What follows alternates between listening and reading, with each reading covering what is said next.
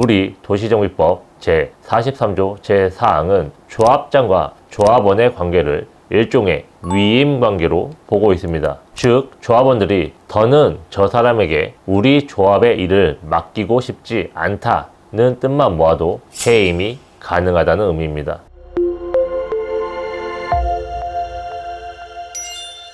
안녕하세요. 대한변호사협회 등록 재건축 재개발 전문 정정주 변호사입니다.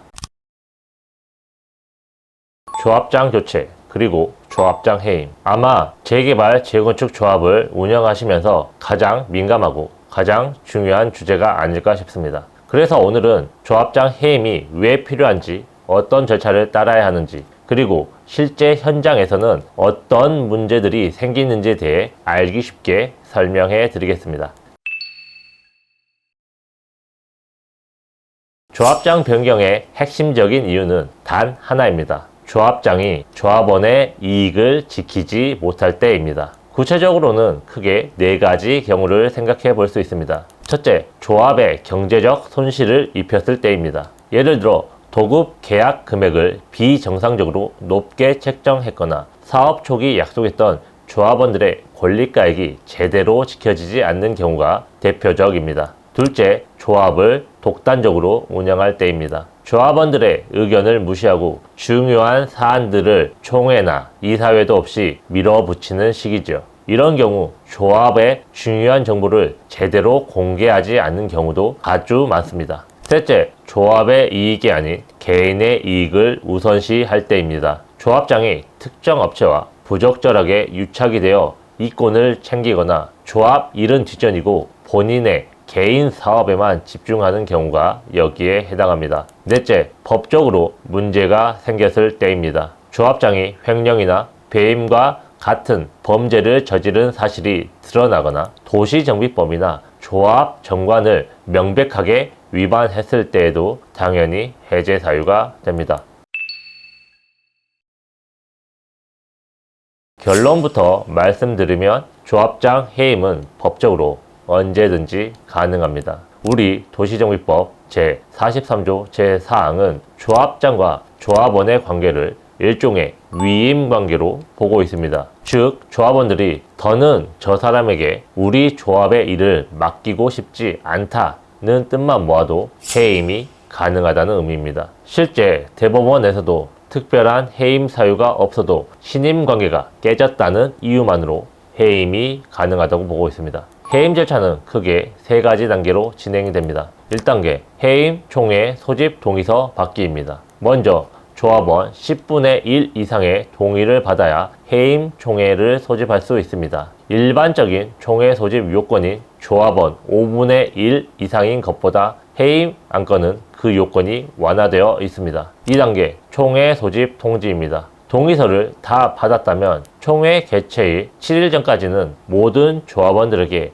회의의 목적과 안건, 일시와 장소, 서면 결의권 행사 방법 등을 알려주어야 합니다. 여기서 가장 중요한 것은 반드시 조합 정관에 정한 방법대로 통지를 하여야 한다는 것입니다. 3단계, 총회 결의 및 의결 절차입니다. 총회가 열리면 전체 조합원 과반수가 출석을 하고 출석한 조합원 중 과반수가 찬성을 하면 조합장 해임은 최종적으로 가결됩니다. 참고로 법적으로는 해임 사유를 반드시 명시해야 하는 것은 아닙니다. 하지만 나중에 발생할 수 있는 법적 분쟁을 피하고 절차적 정당성을 확보하기 위해서는 실무적으로 해임 사유를 명확히 하고 해당 조합장에게 소명할 기회를 주는 것이 안전합니다.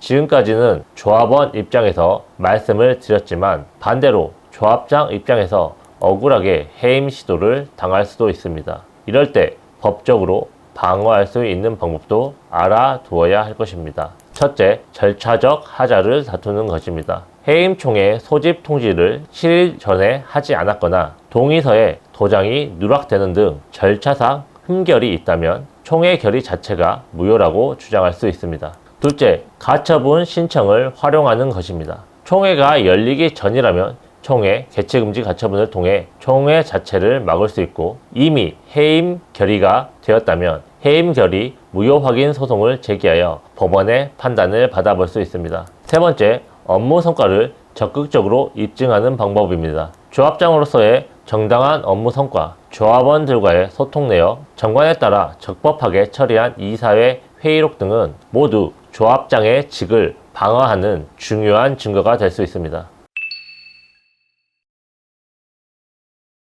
조합장 해임, 이론적으로는 간단하게 보이지만 실제 해임 절차는 생각보다 복잡하고 작은 실수 하나가 큰 문제로 번질 수가 있습니다. 예를 들어 동의서에 도장이 누락되거나 인감증명서가 첨부되지 않는 경우, 주소불명으로 통지가 제대로 전달되지 않는 경우, 서면결의서 처리가 미숙한 경우 등 정말 다양한 문제가 발생합니다. 실제 사례를 하나 소개해 드리면, 한 조합에서 조합장 해임을 위한 임시총회를 열려고 했지만 법원에서 총회 개최를 금지하는 결정을 내린 바 있습니다. 가장 큰 이유는 소집 통지서를 일반 우편으로 발송하여 모든 조합원에게 도달을 했는지 입증하지 못했기 때문입니다. 결국 조합장 해임은 무산되었고 조합 내 갈등만 더욱 심화되는 안타까운 결과를 낳았습니다.